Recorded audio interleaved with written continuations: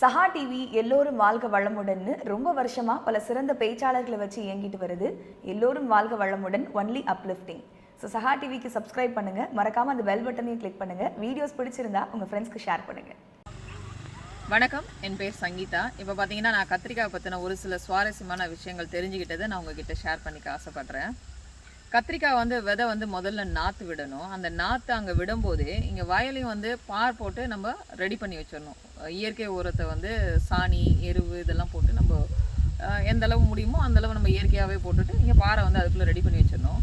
விதை அங்கே பார்த்தீங்கன்னா 30 நாளில் ரெடி ஆகிடும். செடி ஆல்மோஸ்ட் இவ்வளோ பெருசு வர ஆரம்பிச்சிடும்.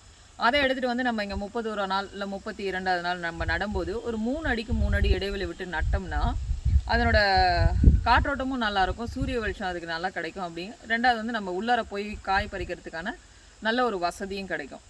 இது நட்ட நாளில் இருந்து 60வது நாள் பார்த்தீங்கன்னா பூ பூக்க ஆரம்பிச்சிடும். அப்படியே பரவாயில்ல, அப்படியே பூ பூக்க காயும் அப்படியே வைக்க ஆரம்பிச்சிடும்.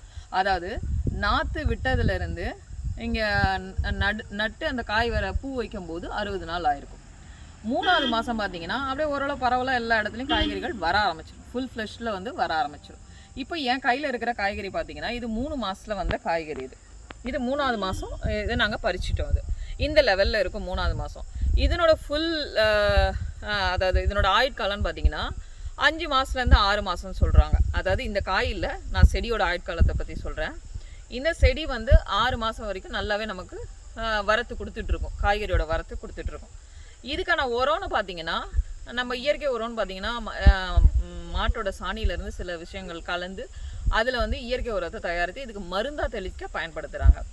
திரும்பவும் அப்புறம் கத்திரிக்காய் இதை பழுக்க விட்டாங்க அப்படின்னா அதனுடைய விதையை காய வைப்பாங்க. அதாவது அதுவும் சில சாணியில் நல்லா மிக்ஸ் பண்ணிவிட்டு அந்த விதையை காய வச்சுட்டு திரும்ப அதை தண்ணியில் ஊற போட்டு நாற்று விடுவாங்க.